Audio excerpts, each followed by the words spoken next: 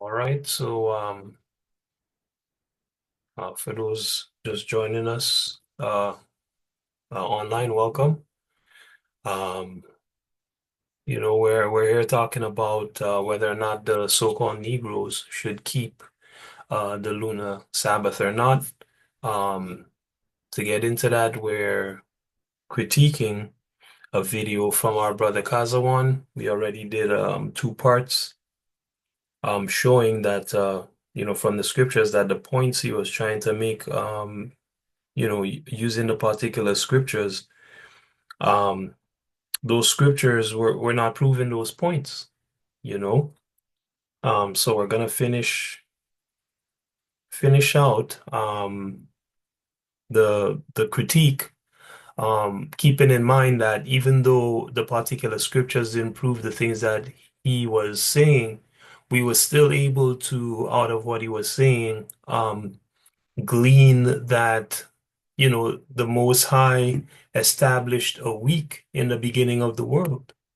Um, and At least from what we see, he has kept the week consistent throughout all creation, you know. He made the moon on the fourth day, but still kept the seventh day Shabbat. And then you know, he established he put the moon in the sky for the moon to guide us as to our months, our years, and so on and so forth, right? And when we break down the year of the moon, um, which is 360 days, and we compensate for those days of creation, we're actually able to precisely track the return of the moon to its original state, which is really encouraging. And I've been working on this hard this week, and I saw it.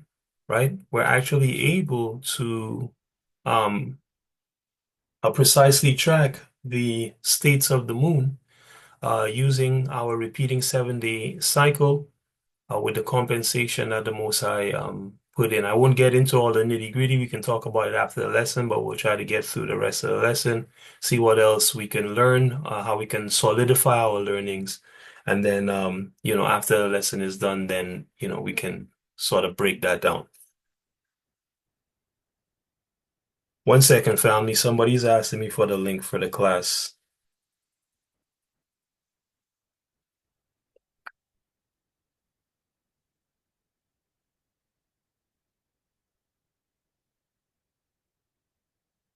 All right. Okay, so let's continue watching this. Let me see if we're sharing here. You guys can see the screen? Well, not now. You guys can see the screen now? Yeah. Okay, is my face in the way? Because it looks like my face is in the way here. No, not on my screen. Okay, all praises. Okay, good. Kind of for me. Okay, one second.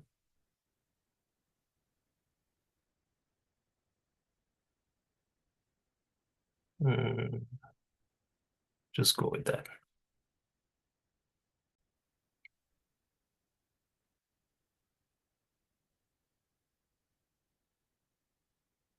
Work day no longer apply. This is the same thing that's happening with the new moon day in Ezekiel 46:1. New moon day is not a special category day. It's listed separately because new moon day is an exception to the rule of the gate being closed. Just like the Day of Atonement or any other feast day overrides the rules for a normal work day.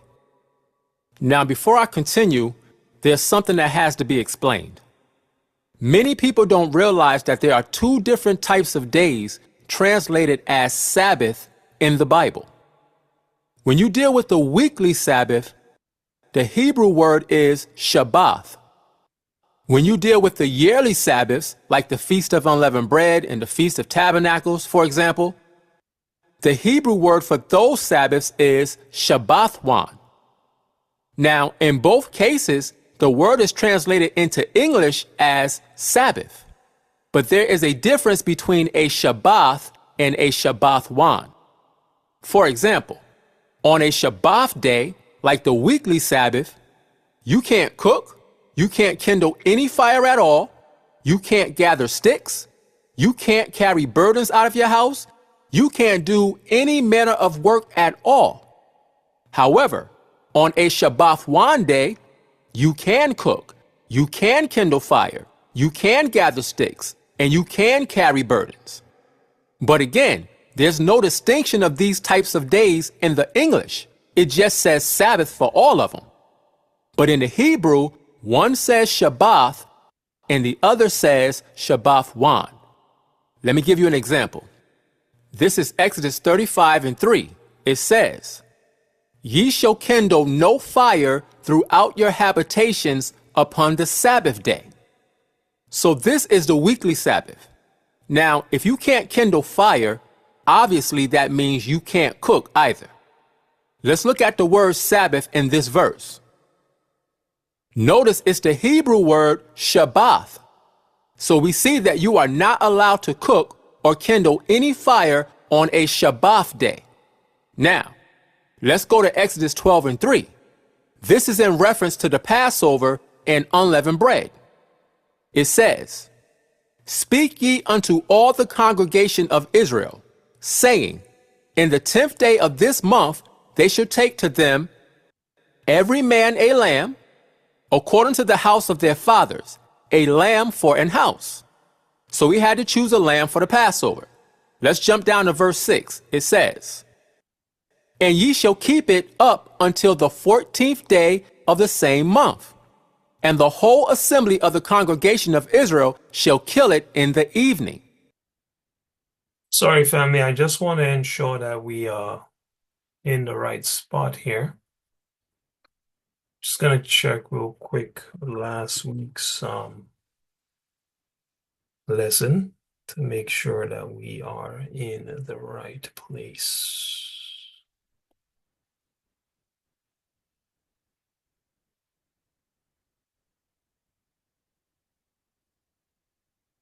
Ruler. There shall the new work. Okay. Verses. We keep saying this, that it's put besides, just to kind of clarify. Go to Ezekiel 46. Okay, so we're good.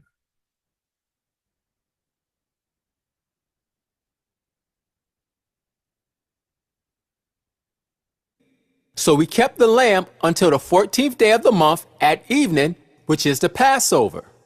When the evening came, which starts the 15th day, we killed the lamb. So obviously, after we killed it in the evening, we had to cook it. Watch this. Let's go down to verse 8.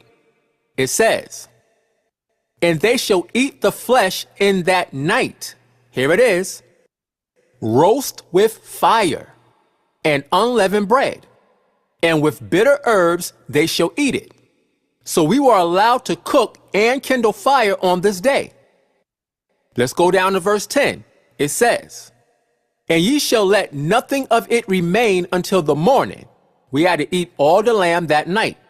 But if we didn't eat it all, it says, "And that which remaineth of it until the morning," here it is, "ye shall burn with fire." So again, we were allowed to cook and kindle fire on this day because it's not a Shabbat day, it's a Chaazawaan day. Even though the English only says Sabbath, there is a difference. Now remember, on the weekly Sabbath or the Shabbat, when they found a man gathering sticks, they stoned that man to death because you can't gather sticks on the Shabbat day. But let's look at the Feast of Tabernacles. This is Leviticus 23:39. It says, "Also in the 15th day of the 7th month, when ye have gathered in the fruit of the land, ye shall keep a feast unto Yahweh 7 days. So this is a yearly feast. It says, on the first day shall be a Sabbath, and on the 8th day shall be a Sabbath. So we see that the first day and the 8th day of this feast is a Sabbath. Watch this. Verse 40. And ye shall take you on the first day, which is a Sabbath, it says, the boughs of goodly trees, watch this, branches of palm trees, and the boughs of thick trees, and willows of the brook, and ye shall rejoice before Yahweh your God 7 days. So, not only did we gather sticks on this Sabbath, we gathered whole branches to build shelters to dwell in. Now, why were we able to do this? Let's look at the word Sabbath in verse 39. Here's the verse with the Hebrew showing. Notice that the word for Sabbath in both places is Chaazawaan. See that? On a Shabbat day, you can't gather sticks or do any work. But on a Chaazawaan day, you can do work as long as it's not servile work. Watch this. That's correct. This is Leviticus 23 and 34. It says, speak unto the children of Israel, saying, the 15th day of this 7th month shall be the Feast of Tabernacles for 7 days unto Yahweh. So again, this is the same Feast of Tabernacles when we were allowed to gather branches to make shelters to dwell in. Watch this. Verse 35, it says, on the first day shall be an holy convocation. Here it is. Ye shall do no servile work therein. See that? This is a Chaazawaan day. We can't do any servile work on these days, meaning service work or working for money, but we can do work in connection with the celebration of the day. See, it's important that we understand the difference between a Shabbat day and a Chaazawaan day. No work at all can be done on a Shabbat day, but work can be done on a Chaazawaan day as long as it's not servile work and it's in connection with that particular holy day.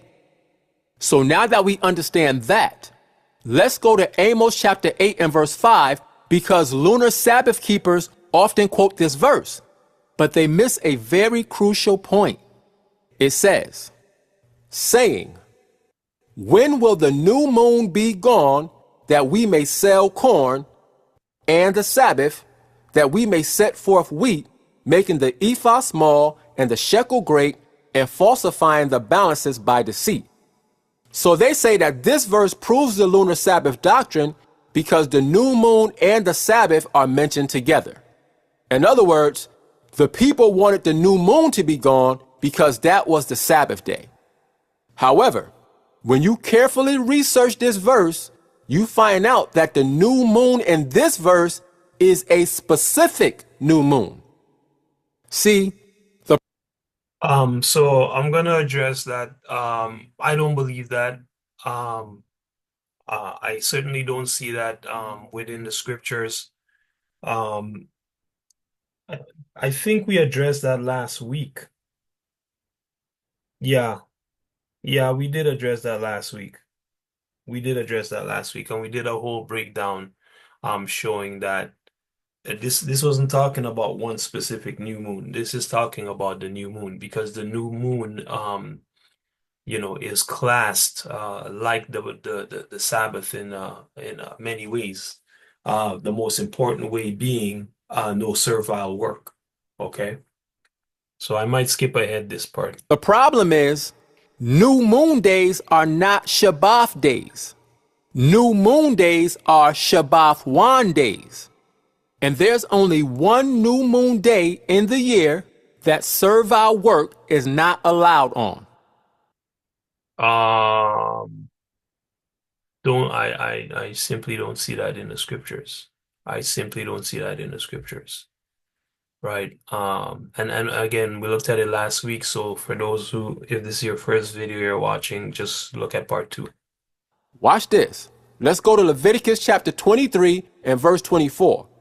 It says, "Speak unto the children of Israel." Sorry, so he's just gonna say that it's the blowing of trumpets, right?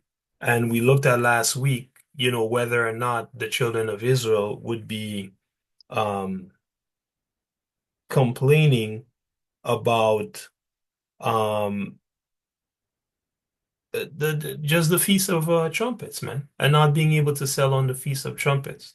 And of course, the answer was no. According to the scriptures, no, right? And we looked at Amos 8, 1 to 5. We read this whole thing in context. And then we also looked at 2 Kings 4 from 8 to 23. Saying the first Let of me here see we if I have get this takes here. ye shall serve out shall offer an offering made by fire unto work from only work with same to restriction in the day of your gladness and in your solemn days. Watch this. And in the beginnings of your months. So this is on new moon days. It says, ye shall blow with trumpets over your burnt offerings and over the sacrifices of your peace offerings, that they may be to you for a memorial before your God. I am Yahweh, your God. So the Most High told us to blow trumpets every month on New Moon Day. But notice, he didn't give us any work restrictions, except for in the 7th month, which is the memorial of blowing of trumpets. See, the memorial of blowing of trumpets is the new moon that Israel is complaining about in Amos chapter 8 and verse 5. That's not talking about every new moon. Yeah, madness. Okay, that's just simply not true. Because let's go to Numbers 28 and 11.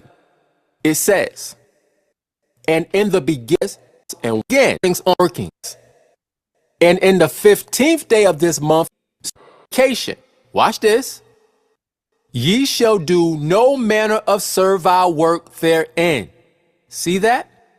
When the Most High doesn't want service work to be done on a specific day, he tells us. But he didn't do that with every new moon, because every new moon doesn't have a servile work restriction on it. However, the memorial of blowing of trumpets does. Watch this. This is Numbers 29 and 1. It says, and in the 7th month, on the first day of the month, ye shall have an holy convocation. Watch this. Ye shall do no servile work. Why? It says, it is a day of blowing the trumpets unto you. See that? Whenever we read about this specific new moon day, the memorial of blowing of trumpets, in the 7th month on the first day, we see a servile work restriction attached to it. But at the start of all the other months on New Moon Day, the Most High doesn't give us a servile work restriction. Why? Because again, the memorial of blowing of trumpets is the only new moon day that servile work is not allowed. So precept upon precept, this is the new moon that Israel is complaining about in Amos chapter 8 and verse 5. So, as we have seen, the lunar Sabbath doctrine is flawed on many levels. So again, this point doesn't stick. We looked at that last week, right? So what we're about to see here is he's going to talk about the 3 points that don't stick concerning people keeping the lunar Sabbath, right? So we'll critique that after he says what he has to say. I showed you in the beginning that the weekly Sabbath fell on the 3rd day of the month when David went to the priest and ate the showbread. That didn't happen. We disproved that. And that debunks the whole theory that the Sabbath day has to fall on the 8th, the 15th, the 22nd, and the 29th. We then saw that on the 22nd day of the month, Israel got to their destination and had to set up camp, which would have violated the laws of the weekly Sabbath. We saw that they would have arrived, let me see, 19th at evening to 20th, 20th to 21st, 21st to the 22nd, The 21st to the 22nd at even would be 3. So the 21st at even to the 22nd at even would be 3. 19th, day 1, 19, day 2, 20, day 3, 21. Right, so day 4 would have started the 22nd at even. 19 to 20, 1 day, 20 to 21, 2 days, 21 to 22, 3 days. Okay, so I mean they were traveling on that day, right? And we did establish that if they were doing a long travel on that day, then that day would not have been a Shabbat. So he's right, but the way that he went about proving it was not. Remember, you can't build on the weekly Sabbath. You can't gather sticks. You can't do any servile work or any work on that day. So the 22nd of that month was not a Sabbath. Also, the Lunar Sabbath doctrine doesn't count transitional days as real days. And of course, we established that that must have been what he was dealing with at the particular time. Modern Lunar Sabbath keepers don't deal with transitional days. All the days are accounted for. Day 1 being a new moon and a Sabbath. Then they have day 8, 15, 22nd, 29, 30, and then new moon again. Okay, and that cycle gives you a Sabbath at the beginning of the month. 6 working days, Sabbaths. That cycle keeps going. 6 working days Sabbath, 6 working days Sabbath until you get to the 29th.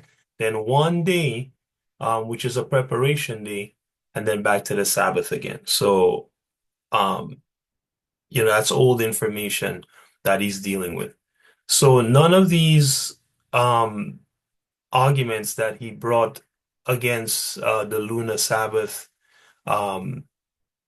hold up, right? The first one was totally wrong.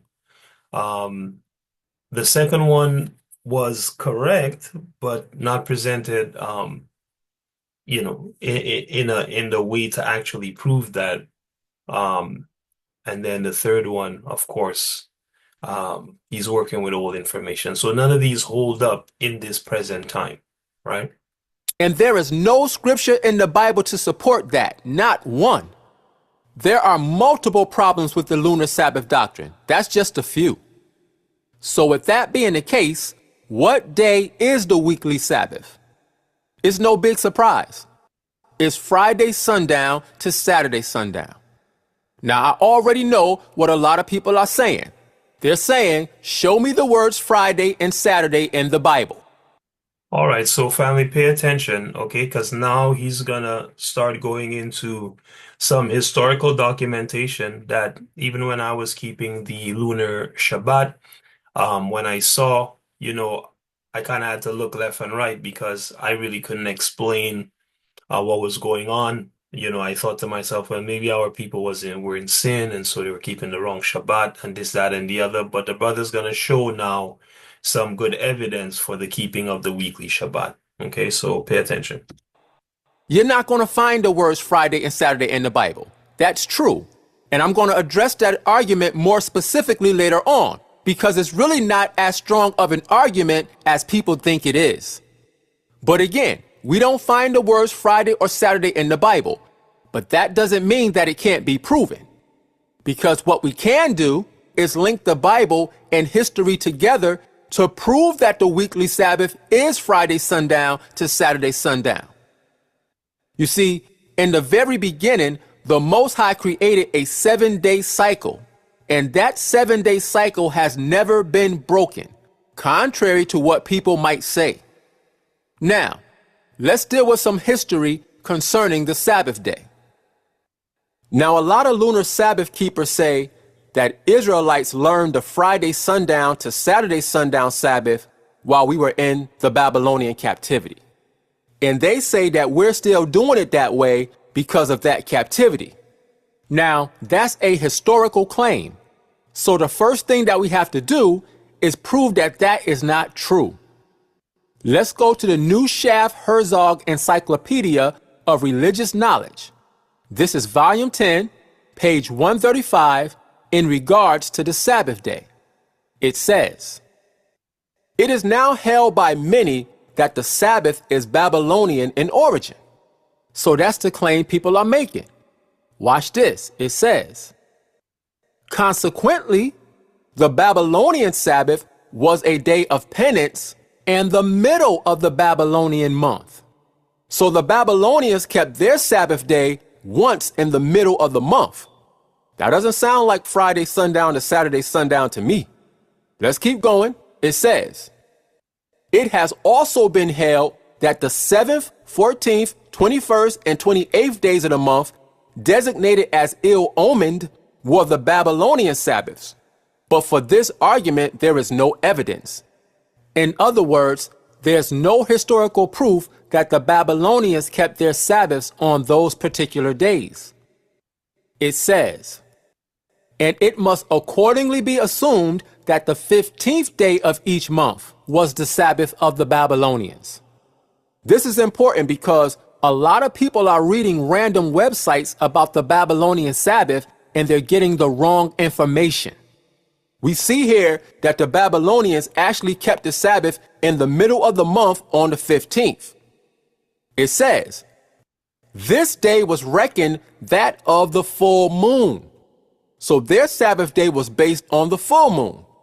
Now watch this. It says, "But since the Hebrew Sabbath was not connected with the full moon and was a day of gladness, not of penance," watch this, "and since the Babylonians had no week of 7 days," here it is, "the assumption that the Hebrews borrowed the Sabbath from the Babylonians lacks all foundation." In other words, it's completely false to say that the Israelites changed the Sabbath day to Friday sundown to Saturday sundown as a result of the Babylonian captivity. That is false. That is a lie, because the Babylonian Sabbath was only once a month on the 15th. So the Babylonian Israelite Friday sundown, Saturday sundown connection is a lie. As we read, that argument lacks all foundation. Now, I'm not promoting this whole encyclopedia. There are some things in this book that are clearly wrong. But the point is, Israelites did not learn the Friday sundown to Saturday sundown Sabbath from the Babylonians. Now, I'm going to take it one step further in case somebody is still unsure about that point. Let's deal with simple logic.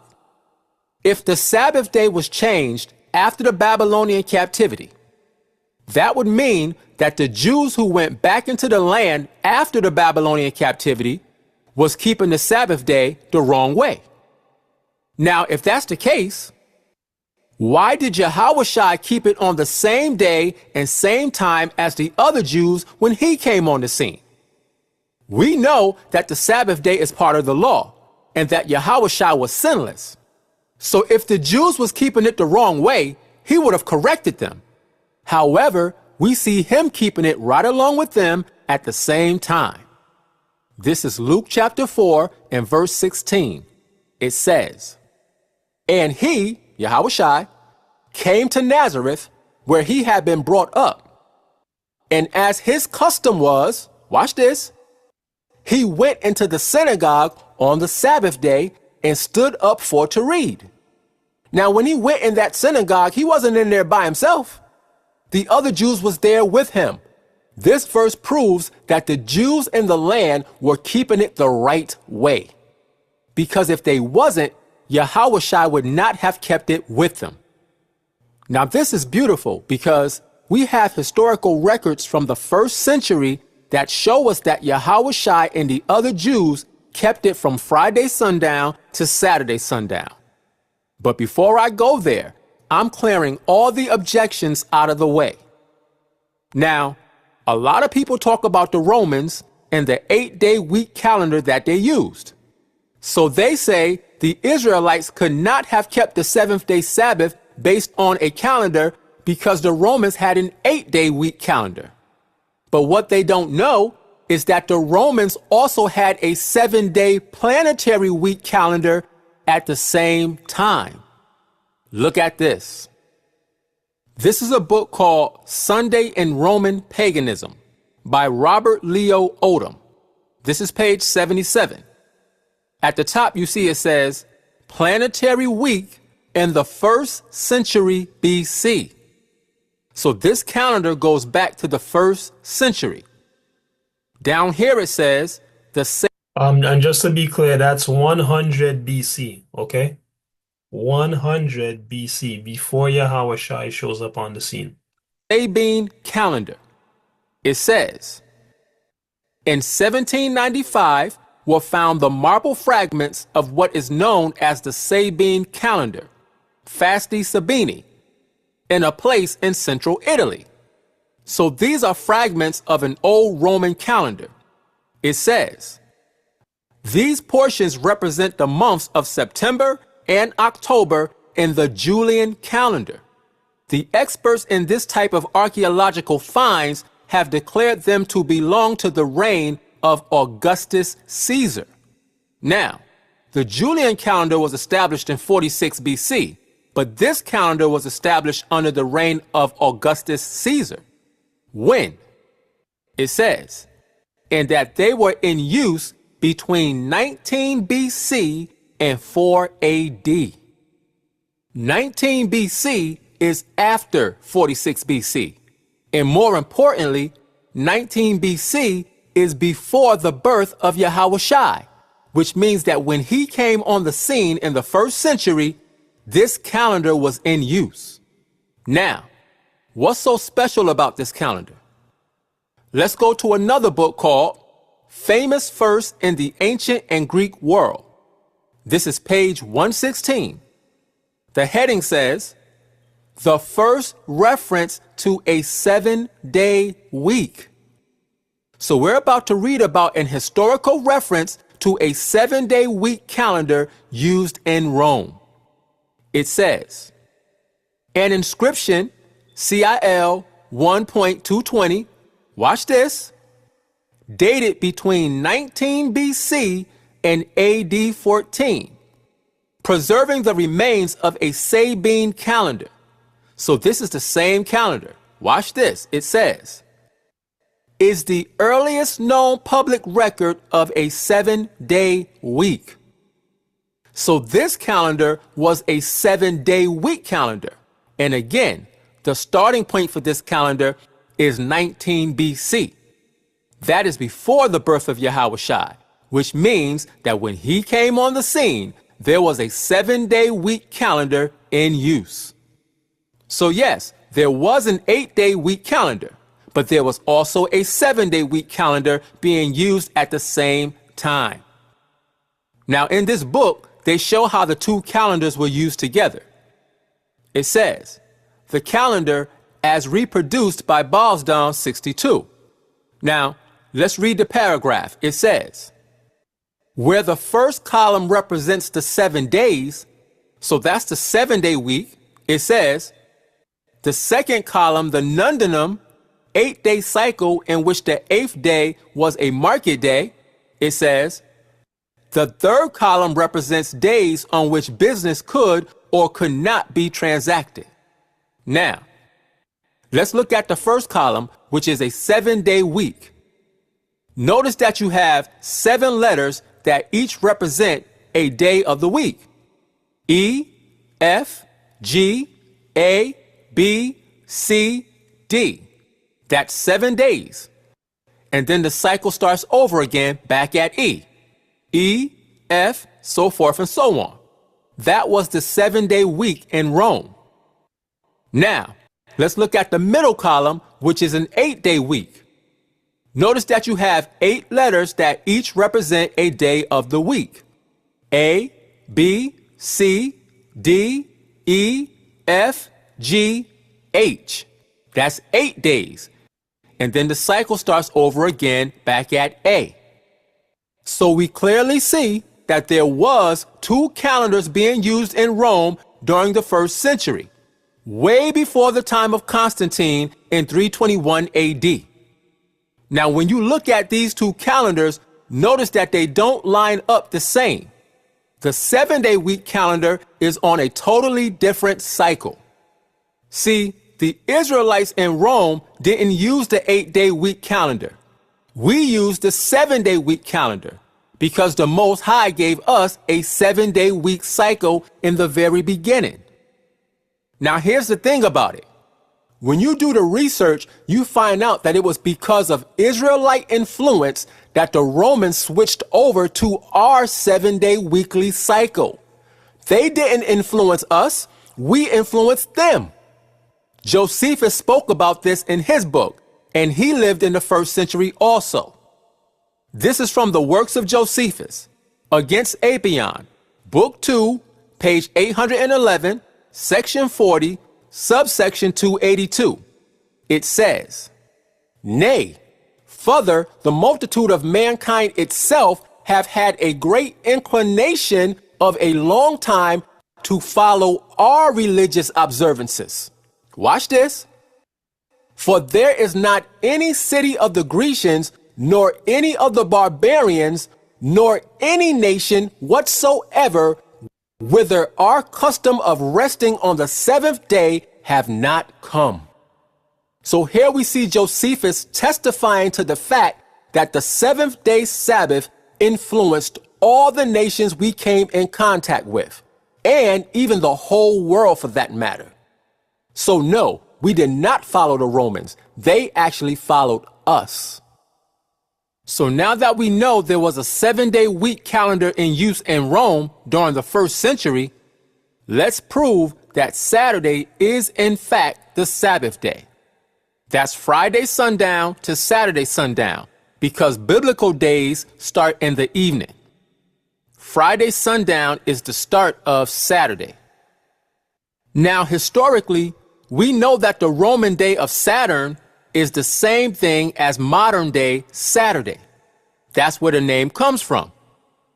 We already proved that Yahushua kept the Sabbath day on the same day as the other Jews in the 1st century. So if we can show that the Roman day of Saturn is the same day as the Jews' weekly Sabbath, that proves that Saturday is in fact the Sabbath day. Why? Because Yahushua verified that the Jews was keeping the Sabbath on the right day. So watch this. Now we know historically that the temple was destroyed in 70 AD. 14 years later in 84 AD, a Roman soldier named Julius Frontinus wrote a book called Stratagemmaticon. This book is about using military strategies to defeat your enemy. This is page 98. Let's see what military strategy was used to defeat the Jews. It says, "The deified Vespasian attacked the Jews on the day of Saturn." Watch this. "A day on which it is sinful for them to do any business, and so defeated them." See that? What day is it sinful for Israelites to do business on? The Sabbath day. So the military strategy that Vespasian used was to attack the Jews on the Sabbath day, which the Romans called Saturn Day. This proves that Saturday is the Sabbath day. Here's another testimonial from a Roman historian named Dio Cassius. This is from his book entitled Roman History. This is volume 8, page 271. It says, "Thus was Jerusalem destroyed on the very day of Saturn." Watch this. "The day which even now the Jews reverence most." Again, we know that the Roman day of Saturn is our modern Saturday. So we see historically what day our foreparents kept the Sabbath on. Let's go to page 125 and 127 in this same book. Now this is talking about General Pompey and how he overtook the temple in 65 BC. It says, "But the temple itself, which the other party had occupied, he captured only with difficulty. For it was on high ground and was fortified by a wall of its own. So Pompey had a hard time capturing the temple because it was fortified and we protected it with soldiers. Watch this. It says, and if they had continued defending it all days alike, he could not have got possession of it. In other words, there were some days that we didn't fight on. Why? It says, as it was, they made an exception of what are called the days of Saturn. See that? On the days of Saturn, we didn't fight because fighting is a physical activity. It says, and by doing no work at all on those days, afforded the Romans an opportunity in this interval to batter down the wall. Again, we didn't fight on the Sabbath day, so that left us defenseless. It says, thus the defenders, Israelites, were captured on the day of Saturn without making any defense. Now we can clearly see that the Roman day of Saturn, which is modern day Saturday, is in fact the Sabbath day. Josephus recorded this same history in his book. Watch how he tells it. This is War of the Jews, Book 1, Chapter 7, Section 3, subsection 146.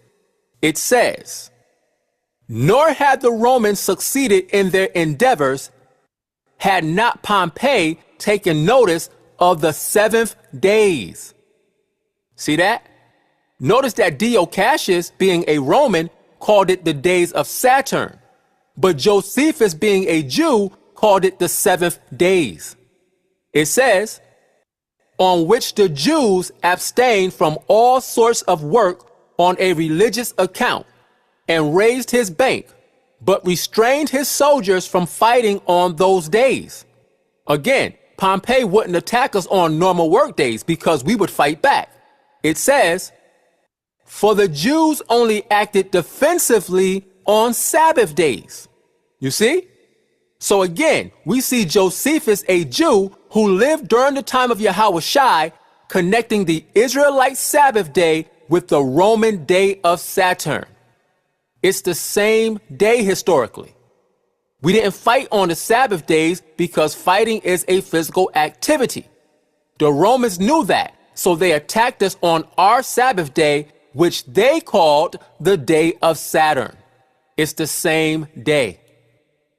Again, if we were keeping the wrong day, Yahushua would have corrected us, but he didn't. He kept the same day that those Jews kept during that time. Now, the Romans knew that we wouldn't fight back on the Sabbath because other people used that same strategy on us hundreds of years before they did. That history is in the Apocrypha. This is 1 Maccabees chapter 2 and verse 31. It says, now when it was told the king's servants and the host that was at Jerusalem in the city of David that certain men who had broken the king's commandment were gone down into the secret places in the wilderness, verse 32, they pursued after them with a great number, and having overtaken them, they camped against them. Watch this. And made war against them on the Sabbath day. So here we see that the officers of Antiochus made war against Israelites on the Sabbath day. Now let's jump down to verse 36. It says, howbeit they answered them not. See, Israel didn't respond to the threats. It says, neither cast they a stone at them, nor stopped the places where they lay hid. Verse 37. But said, let us die all in our innocency. Heaven and earth will testify for us that ye put us to death wrongfully. So we see that Israel refused to fight on the Sabbath day. They said, we'll just die before we violate the Sabbath day. Now let's see what happened. Verse 38. So they rose up against them in battle on the Sabbath, and they slew them with their wives and children and their cattle to the number of 1,000 people. So Israel was slaughtered because they wouldn't fight on the Sabbath day. And that's the same military strategy that the Romans used against us to destroy the temple. They attacked us on the Roman Saturn day, which is modern day Saturday. That's clear. Now, just in case somebody tries to say that the Jews were keeping Saturn day because they were worshiping the pagan god Saturn, let's go back to the book called Roman History by Dio Cassius. This is the bottom of page 127, and it's talking about the Jews. It says, they are distinguished from the rest of mankind in practically every detail of life, and especially by the fact that, watch this, they do not honor any of the usual gods. So here you have a Roman who lived during this time telling us that the Jews did not worship the pagan god Saturn. It says, but show extreme reverence for one particular divinity. Now, who is that divinity? It's the Most High Yahweh. So that argument is false. So brothers that are sincere have to stop using that argument because it's false. Again, Yahweh was keeping the same Sabbath day as the rest of Israel. And if they were keeping it wrong, he would not have kept it with them. I have to keep driving that point home because that point shuts down the whole argument. See again, the Most High established a continual 7-day weekly cycle that has never changed since the beginning of time. People act like that's so hard to believe. Yet they believe that he made the sun, they believe he made the moon and the stars, they believe he made people, but somehow he can't keep a 7-day cycle going. Of course he can. The weekly cycle has never changed. Let's go to Mark 2:27. I went over this in a different video, but I'm going to do it again. This is Mark 2:27. It says, and he said unto them, the Sabbath was made for man, and not man for the Sabbath. What does this verse actually mean? Let's look at it in the Greek, because the Greek is clearer. Mark 2:27, in the Greek, it says, Kai elegan atois, ta sabaton diaton anthropon egeneto, ka uk ha anthropos diata sabaton. Now let's focus on the middle section. It says, ta sabaton diaton anthropon egeneto. The Sabbath was made for the man. Tan anthropon, the man. The Greek says the Sabbath was made for the man. This word anthropon means man, but this word tan right before it is the word the. Why is that important? Because when you place the definite article the before the word man, that implies a specific man. So who was the man that the Sabbath was made for? It was made for the man Adam to have a day of rest. Now, if the Sabbath was made for the man Adam, obviously he kept it on the seventh day when the Most High sanctified it and made it holy.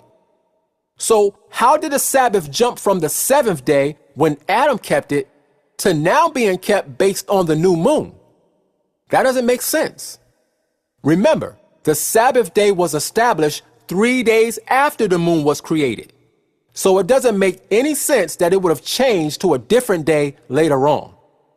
Why? Because the 7-day cycle was ordained to be observed throughout all our generations.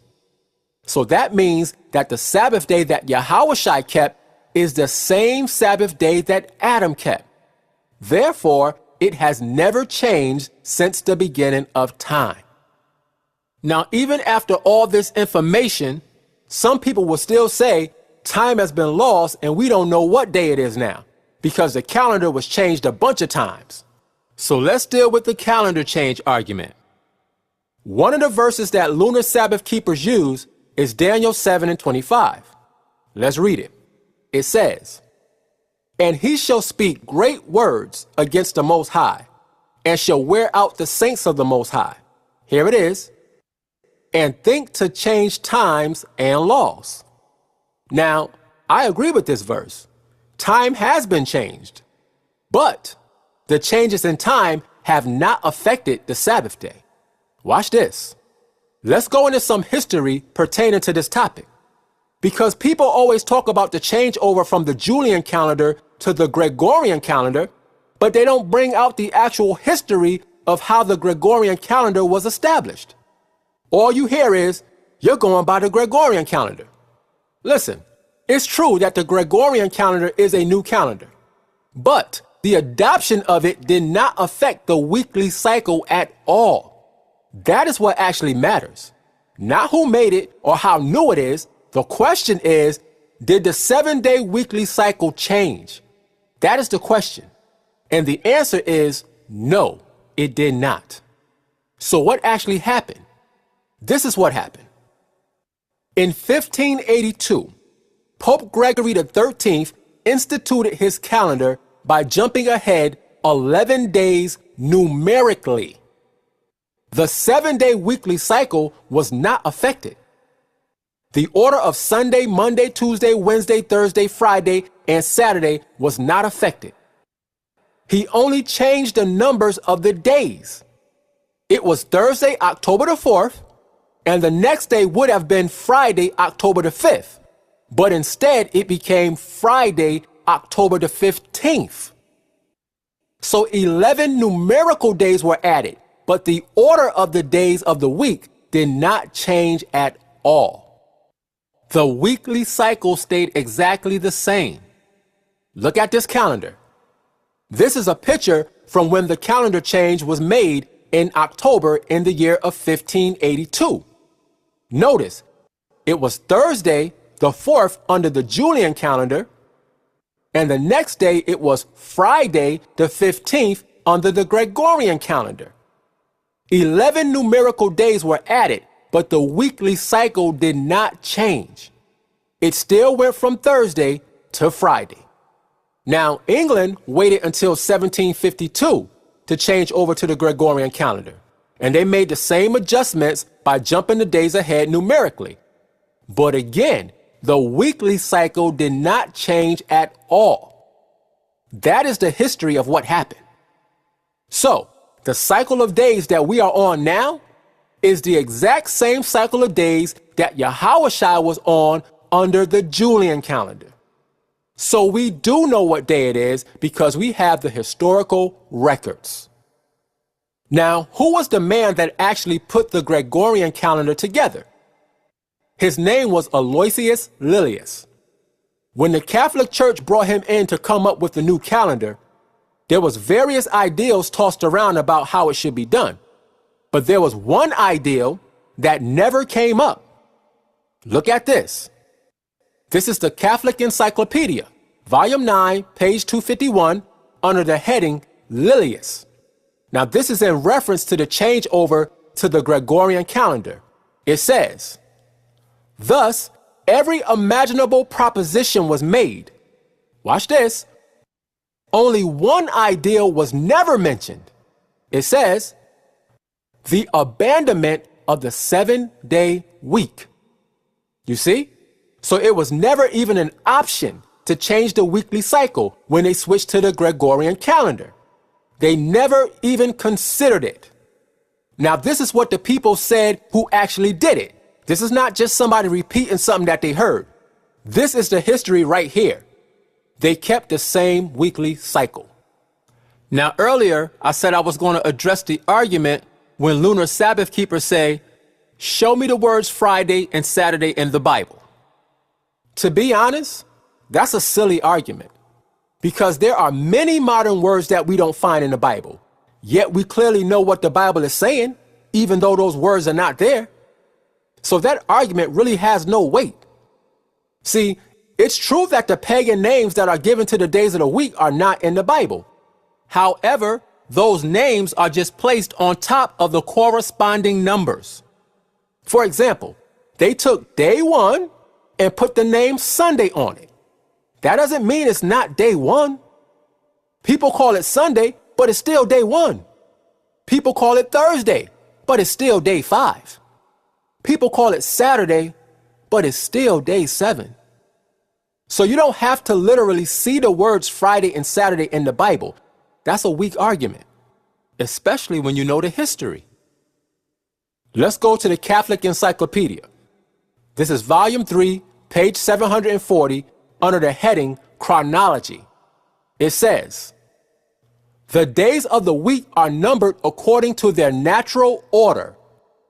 Sunday equals 1, Monday equals 2, Tuesday equals 3, Wednesday equals 4, Thursday equals 5, Friday equals 6, Saturday equals 7.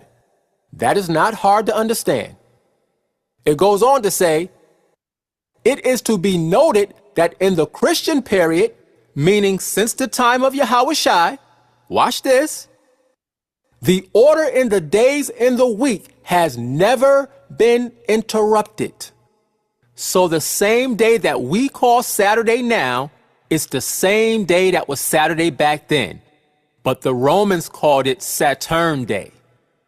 The changes to the calendar did not affect the order of the days of the week."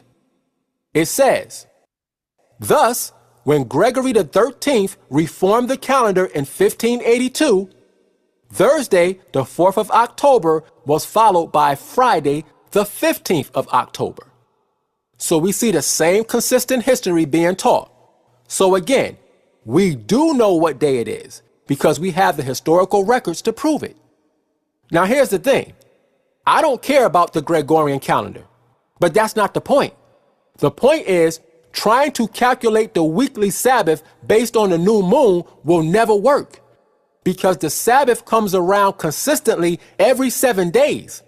But the new moon doesn't operate on a perfect 7-day cycle.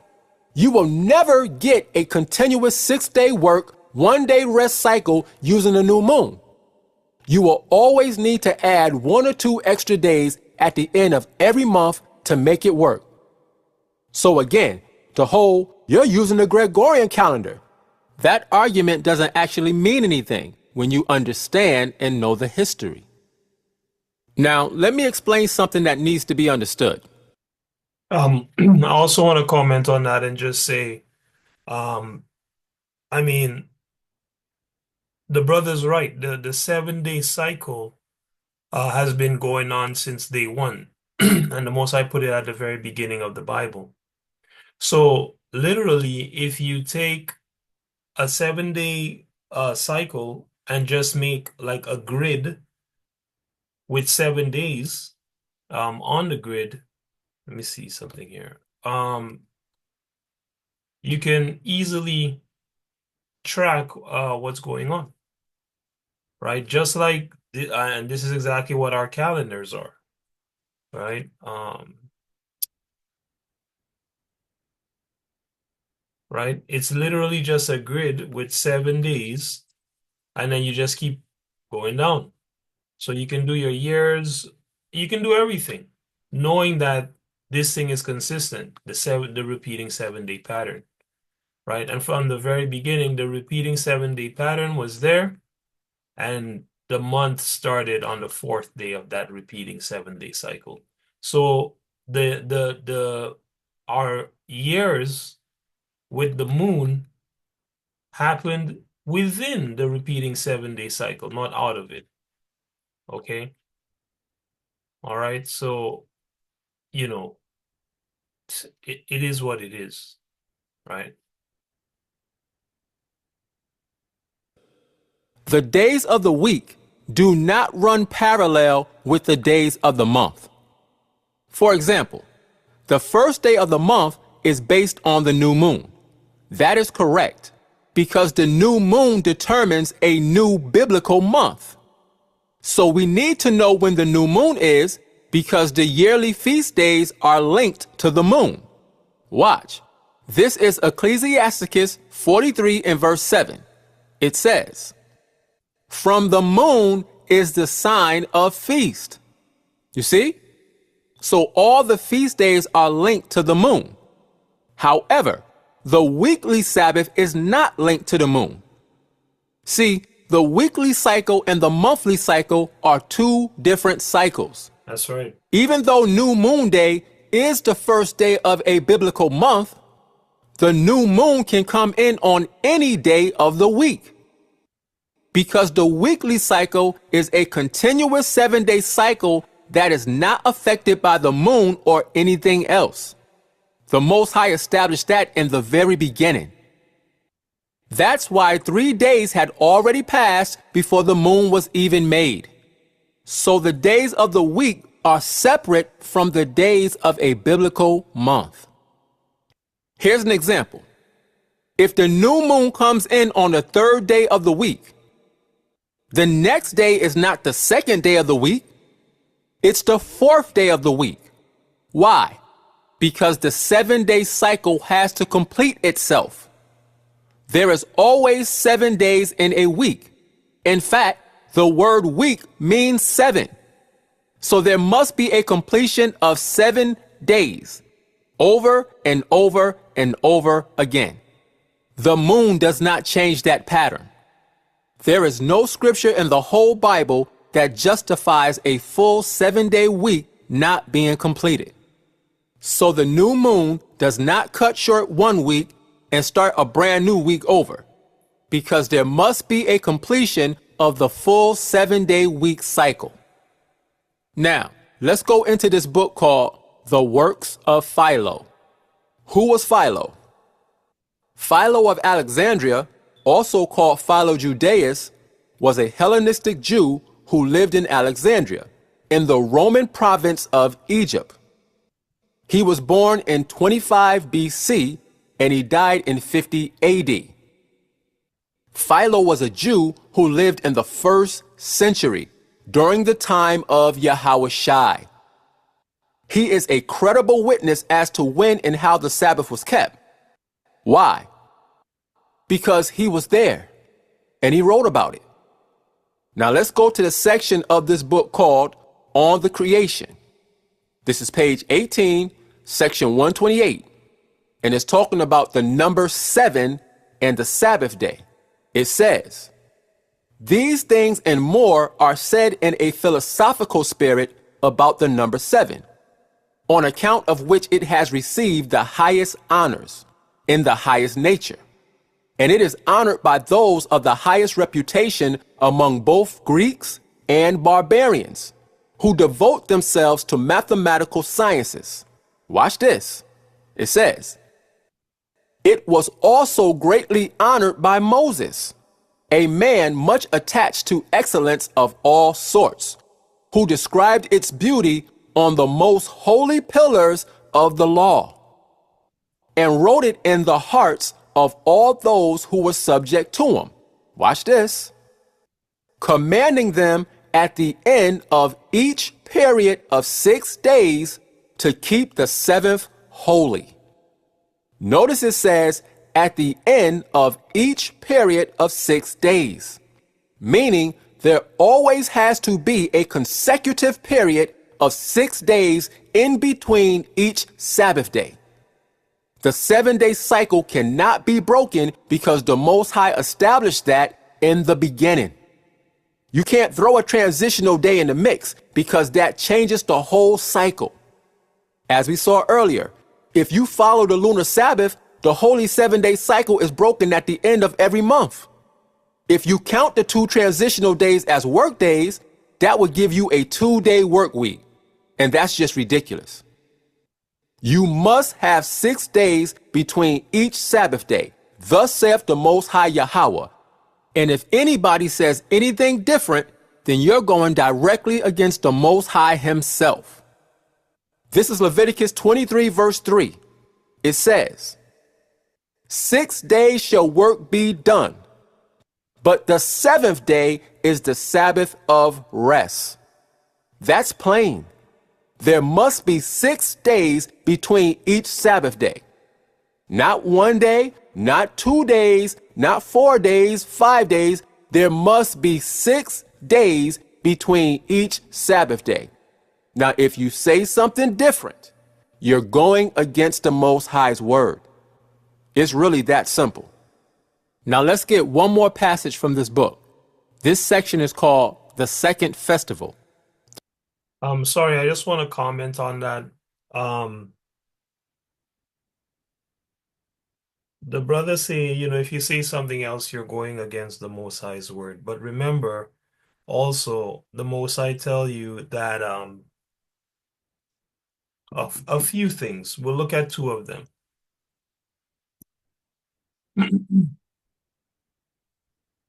Because believe it or not, at some point in time, every Israelite does something against the Most High's word. I mean, the beginning of this lesson, he taught two things that were against the Most High's word, right? Um, People make mistakes, right? So for him to say, if you believe this, you're just going against the Most High and that sort of thing. Yeah, that's true, but we can't forget that the Most High made concessions for understanding. You see, if most people who are keeping different Shabbats and different feasts, they're not doing it out of some sort of rebellion. They're doing it because they're trying to appease the Most High, right? They're trying to do better in the eyes of the Most High, right? So we got to be careful about making judgments concerning this. We looked at this before. I said it a few times before, but you cannot judge people on their keeping of Shabbats and holy days. It cannot be done. Should we teach the right information? We certainly should. But you cannot place judgment upon a brother or sister for the way that they keep Shabbats and holy days. It cannot be done, right? I'm going to read two scriptures that prove that.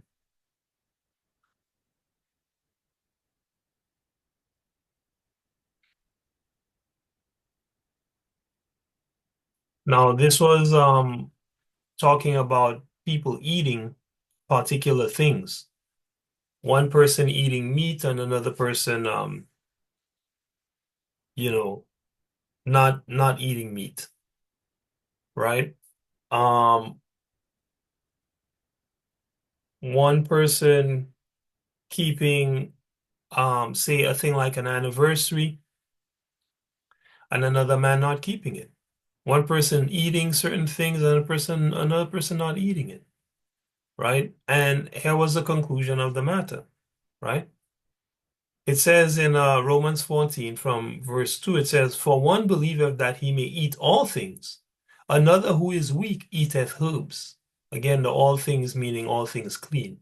Another who is weak eateth herbs. So the Most High said, have some people, they're vegetarians, they tell you they're weak. Weak in what? Their faith. They don't believe they can eat animals, you know, so they don't, right? Then he goes again and says in verse 3, "Let not him that eateth despise him that eateth not." So if a brother or sister want to be a vegan, vegetarian, don't despise them, right? Don't try to force them to eat meat. And let not him which eateth not judge him that eateth. So if I decide I'm going to eat my goat and my cow and my chickens and my turkeys and so on and so forth, you can't judge me because the animal is clean, and my deer and my giraffe and all clean animals. Well, you can't judge me because the food is clean. So it says, "For God have received him." Furthermore, it says, "Who art thou that judgest another man's servant?" This is very important. There is judgment to be made on matters where judgments can be made. And we know that because the scriptures say if a man says he's a disciple, he's following Yahweh Shai and he's practicing evil, kick him out of the congregation, right? But in these particular matters, he asked a question. He said, "Who art thou that judgeth another man's servant?" You want to judge a man's servant off of food? Who are you, man? He says. To his own master he standeth or falleth. This is very important to remember, Israel. This is why the Most High say, work out your own salvation with what? Fear and trembling. You understand? Don't just do things willy-nilly, but you still have to work out your own salvation, regardless of what you're taught, man. It says, "Yea, he shall be holden up, for God is able to make him stand." So whether the man eat meat or not, the Most High is able to make him stand. Then he goes even further. He says, "One man esteemeth one day above another, another esteemeth every day alike. Let every man be fully persuaded in his own mind." Right? So for a lunar Shabbat keeper, you know, the 29th, uh, sorry, the 15th, you know, maybe their Shabbat, right? They esteem that day as their Shabbat. For you, it's just the 15th. You're like, yeah, whatever. The Most High said, let every man be fully persuaded in his own mind. If the man is fully persuaded that that's his Shabbat, let him keep his Shabbat. You understand? It's the non-issue. Now, here's look what the Most High tell you. And this, I mean, I got it from this. That's why it links up. But he basically tell you in verse 6, he that regardeth the day regardeth it unto Yahweh, man. So this is why I told you guys, most people are not out here trying to do this maliciously. They're trying to get closer to Yahweh. And then it goes on and says, and he that regardeth not the day, to Yahweh he doth not regard it, man. So for example, there's a lot of people in Israel that don't want to celebrate their birthday. They don't want to give good gifts to their brother, sister, wife, because they believe it's evil. They fully convinced in their own mind that it's evil. It would beat their conscience to do any sort of celebration of a birthday. Why are they doing that? For their own self? No, they're trying to honor Yahweh. You see that?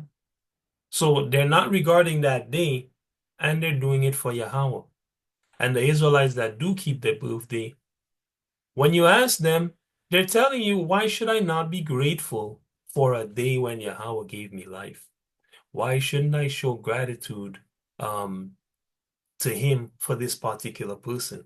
Why shouldn't I shower this person with gifts because I'm grateful that they're in my life and I want to show them that they're appreciated? Didn't the Most High say, love your neighbor as yourself, man? Right? Didn't he say, hey, you who are evil, you know how to give good gifts to your children. How much more him in heaven, paraphrasing, right? So the Most High give gifts, man. Yahweh give gifts. He says, the same way y'all know how to give gifts, I give better gifts, and so on and so forth, right? Then it goes on and says, he that eateth, eateth to Yahweh. So if a man's a herbs eater, he doing it for God. He give Yahweh thanks, and he that eateth not, to Yahweh eateth not, and giveth Yahweh thanks. So vegetarians, giving thanks and praise to the Most High for being vegetarians, and a man like me that love to eat sheep, giving thanks and praise for the sweet meat of the sheep. Jehovah's. So it says in verse 7, consequently, verse 7, none of us liveth to himself, and no man dieth to himself. We're not doing this for us, man. We're trying to serve Yahweh. For whether we live unto Yahweh, and whether we die, unto Yahweh. Whether we live therefore or die, we are Yahweh's, man. Right? So, you know, we got to be careful the kind of judgments that we're trying to put on our brothers and sisters. Judgments can be made in matters of judgments, but this is not a matter of judgment. This is a matter of wisdom, a matter of understanding, a matter of being fully convinced in your own mind, and a matter that is not to be judged according to the scriptures. This Colossians 2:16 and 17, it says, Let no man therefore judge you in meat, that's food, drink, or in respect of a holy day, or of the new moon, or of the Sabbath days, which are a shadow of things to come, but the body is of Christ. So nobody can judge your eating, your drinking. Obviously, within the context of it being clean, you cannot tell me don't drink pop. If I want to drink pop, I'm going to drink pop. If I don't have no problem drinking pop, I'm going to drink the pop, man. And I'm not sinning as long as the pop's clean. It's not good for me, but hey, it's clean. I love my ginger ale, and I'll be back in ginger ale all week. You like your orange juice and your water and your tea, do your thing, right? Don't let nobody judge you in food and drink or in respect of a holy day, man, or of the new moon. I mean, the Most High made it plain. Or of the Sabbath days. These are just a shadow of things to come, right? But the body is of Yahweh Shai, right? So these things don't matter, man. You understand? In the grand scheme of things, right? These things, celebrating a different new moon, Sabbath, or holy day from another brother or sister is not going to condemn that brother or sister, nor is it going to add treasures to you in the heavens. You understand? You have to be fully convinced in your own mind what's going on and live according to that. All right? So with that, let's continue. Let's continue what the brother's dealing with here. This is page 575, section 65. It says, "It is forbidden also on this day to kindle a fire, as being the beginning and seed of all the business of life." So we know this is talking about the Sabbath day. Now let's jump down to this section. It says, "Not only that those who were free should abstain from all works on the seventh day, but also that their servants and handmaids should have a respite from their task." Watch this. "Proclaiming a day of freedom to them also," here it is, "after every space of 6 days." Again, notice the emphasis is after every space of 6 days. So there cannot be any transitional days that don't count as days. The holy 7-day cycle cannot be broken. The Most High established it in the very beginning, and it has never changed. So we see that to be true according to the Bible and historically. Now, let's look at a series of quotes from people who are actually qualified to speak on this subject based on their expertise. This first quote goes back to March 12, 1932. This is a quote from Dr. James Robertson, who was the director of the U.S. Naval Observatory Department in Washington, D.C. He was asked about the possible changes that occurred to the weekly cycle due to all the calendar changes. This is what he said. "As to question 1, I can only state that in connection with the proposed simplification of the calendar, we have had occasion to investigate the results of the works of specialists in chronology." Watch this. "And we have never found one of them that has ever had the slightest doubt the continuity of the weekly cycle since long before the Christian era. As to question 2, there has been no change in our calendar in past centuries that has affected in any way the cycle of the week." So here we have the director of the U.S. Naval Observatory Department attesting to the fact that no calendar changes have ever affected the 7-day weekly cycle. Here's another quote by Dr. Charles Totten, who was the professor of astronomy at Yale University. He wrote a book called Joshua's Long Day and the Tao of Ahaz. This is page 78. It says, in spite of all our dickerings with the calendar, it is patent that the human race never lost the septenary, that means 7-day, sequence of weekdays, and that the Sabbath of these latter times comes down to us from Adam through the ages without a single lapse. Let's get one more. Here's a quote by Professor Demetrios Egenides, who was the director of the Observatory of Athens. It says, the continuity of the week has crossed the centuries and all known calendars still intact. You see? The reason the weekly cycle was never broken is because the Most High didn't allow it to be broken. Why? So that we can properly keep the Sabbath day the right way.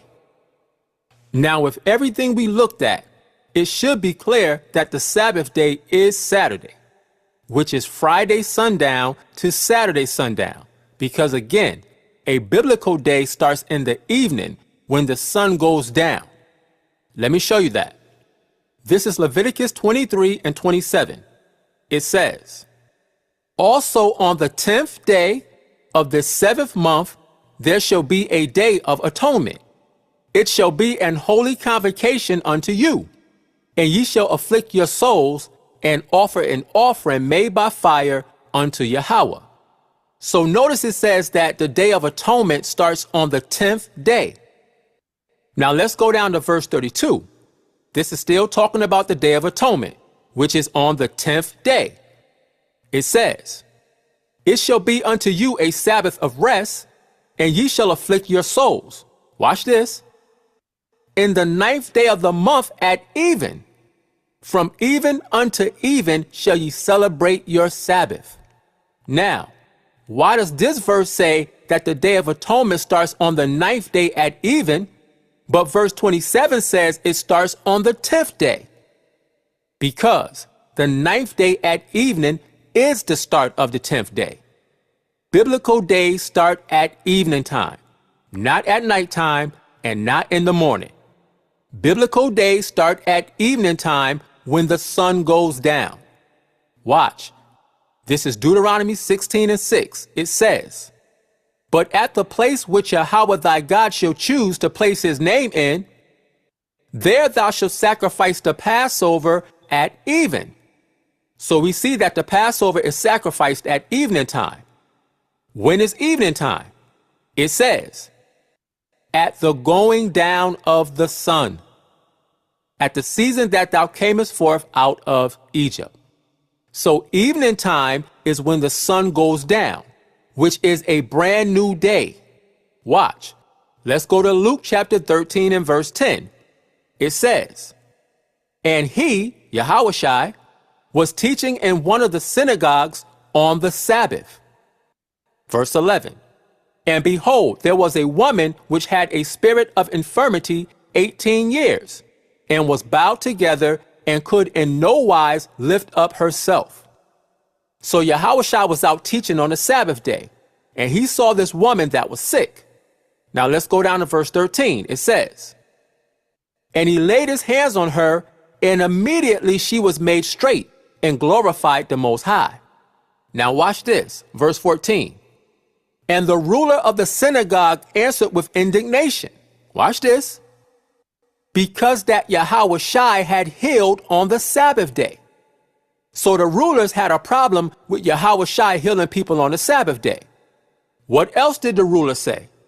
It says, and said unto the people, there are 6 days in which men ought to work. In them therefore come and be healed, and not on the Sabbath day. So we see that the rulers in Israel were teaching the people not to come to be healed on the Sabbath day. Remember that point. Now let's go to Luke 4 and 16. It says, and he, Yahushua, came to Nazareth, where he had been brought up, and as his custom was, watch this, he went into the synagogue on the Sabbath day and stood up for to read. So here we see Yahushua again in the synagogue on the Sabbath day. Let's jump down to verse 38. It says, "And he arose out of the synagogue." So Yahushua left the synagogue. Again, this was the Sabbath day. It says, "And entered into Simon's house. And Simon's wife's mother was taken with a great fever, and they besought him for her." So this is Simon Peter, and his wife's mother was sick on the Sabbath day. Now let's pick this story up at the same place in Matthew chapter 8 and verse 14. It says, "And when Yahushua was come into Peter's house, he saw his wife's mother laid and sick of a fever." Verse 15, "And he touched her hand, and the fever left her, and she arose and ministered unto him." So Yahushua healed her on the Sabbath day. But watch this. Verse 16, "When the even was come," when evening time came, it says, "they brought unto him many that were possessed with devils, and he cast out the spirits with his word, and healed all that were sick." Now, why did the people wait until the evening time to come to Yahushua to get healed? Because the Pharisees was teaching the people not to go get healed on the Sabbath day, like we read in Luke chapter 13. So, if the people waited until the evening time to come to Yahushua for healing, what does that show us? It shows us that a new day starts at evening time. The people waited until the evening time because the Sabbath day was over at that point and a new day had started. Mhm. See, when the sun goes down at evening, that starts a new day. Now let's read this same verse in Mark. Watch this. This is Mark 1 and 32. It says, "And at even," watch this, "when the sun did set," or when the sun went down, it says, "they brought unto him all that were diseased and them that were possessed with devils." See that? When the sun sets, or when the sun goes down, that is a new day. So on Friday evening, when the sun goes down, that is the start of Saturday. That's why we keep the Sabbath from Friday sundown to Saturday sundown, because that is the weekly seventh-day Sabbath. Let me make one more important point. When the Most High was teaching Israel how to keep the weekly Sabbath in the wilderness, he didn't use the moon. He used manna to teach them a 7-day cycle. He gave them manna each day for the first 5 days and a double portion of manna on the 6th day. Then they knew that the next day was the Sabbath day. He did that cycle over and over again so that they understood the 7-day cycle. Not one time did he tell them to look at the moon and use the moon as a guide for the 7th day. You won't find that in the Bible. He taught them the weekly Sabbath using manna, not the moon. Now there's so much more I could go into, both biblically and historically. But at this point, if somebody still disagrees, they're going to disagree no matter what I say. Now this is a long video with a lot of information in it. And I expect a lot of my brothers who are Lunar Sabbath keepers to have problems with what I'm saying. But here's the thing. If you don't come with no scriptures and you just come with slander, I'm going to ignore you and erase your comment. I'm telling you straight up, because I know how Israel is. I'm not here for the name calling and all the scare tactics. Deal with the scriptures, deal with credible history, and let's establish the truth. But if you come with your name calling and your threats, I'm going to erase your comments and block you. Plain and simple. I have no problem blocking people, because this is about the truth and being men, not being emotional because you don't have no scriptures to support your doctrine. Again, I'm cool with a lot of brothers who follow the Lunar Sabbath, but the truth is the truth. And we should be able to discuss these things as men in the scriptures and dealing with history on this particular subject without the name calling and the childish behavior.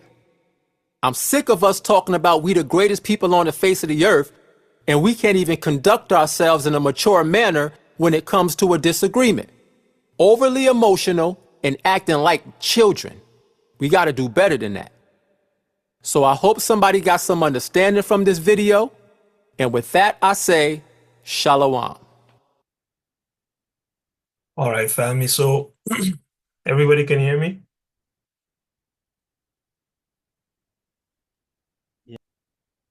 You guys can hear me? Yeah. All right, all praises. So, yeah, in conclusion, um, after basically considering the things that the brother spoke about, in conclusion, should Negroes keep the lunar Sabbath? That was the question we're asking for the lesson. And the truth is no, right? They should keep the weekly Sabbath because that's the Sabbath that Yahweh set up. However, so yeah, and uh sorry, however, is it a sin to keep the lunar Sabbath? No, right? And we already looked at the scriptures that show you that it's not a sin to keep the lunar Sabbath. But the weekly Sabbath is the correct Sabbath, right? From the brother bringing these things out, that is what I believe. That is what I believe wholeheartedly. That is what I see in the scriptures. So that's what I'm gonna be doing. Well, I already started. That's what I'm gonna be doing, and that's what I'm gonna be encouraging people to do. If you ever find yourself without access to an actual calendar, which these days are coming, there will be a time when the it tells you the grinding mills of Babylon are gonna stop. It tells you there's gonna come a time where Israelites have to be pilgrims upon the earth. Okay? When all hell will be breaking loose, man. Society is going to collapse. And the world will not be as it is. We won't be able to meet on Zoom. You won't be able to, go and quickly look up your Google Docs or, use your phone to look up your scriptures. You gotta have a Bible and so on and so forth.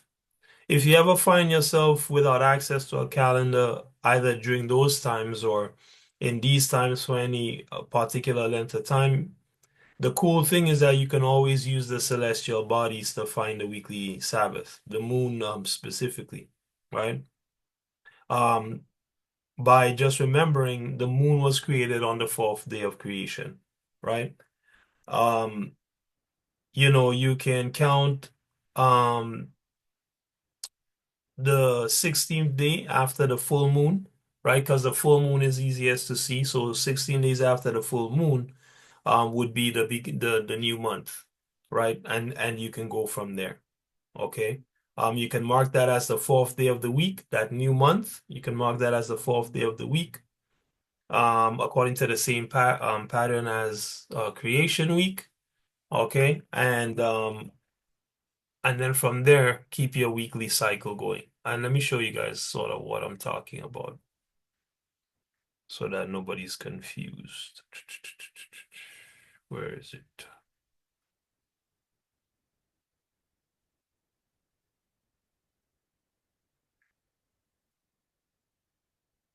So say you have the full moon here.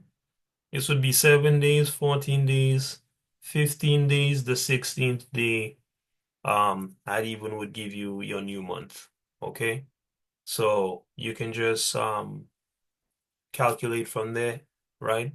And you know again the moon was created on the fourth day of the week. So you can just go 1, 2, 3, mark that as your Shabbat and keep your 7 day, do your grid and keep your 7 day cycle going. Okay, so you can always come back to this 7 day cycle, whether you have a calendar in your hand or not, whether society is functioning or it's not functioning, right? So you should keep the weekly because it's the right one. But if you are not fully convinced in your own mind, keep what you're keeping, right? Because we don't have the right to judge you concerning how you're keeping your Shabbats. Um, that's basically all I gotta say on that, man. All praise to the Most High, via Yahweh Shai. For the people that were just watching the video, hopefully you guys, like the brother said, hopefully you guys learned something. Go back and watch the other two parts, if you're lost. And um, you Negroes, if you wanna uh, come back to your God, definitely subscribe to this channel because we show our people how to return to their God without pulling any punches, okay? You other nations, you're supposed to learn under us. That's what the scriptures say. Go to Psalm 147, 19 and 20. It tells you that we Israelites are the ones that have the word, so come learn under us. And of course, to you Edomites, the Most High has already promised you death and destruction, and you have no repentance. All praise to Him, and that's it, man. That's it. So I'm gonna stop the recording, and if people have any questions or comments, the people on the line, you guys can do your questions and comments, or otherwise we'll blow the trumpet and we'll pray out.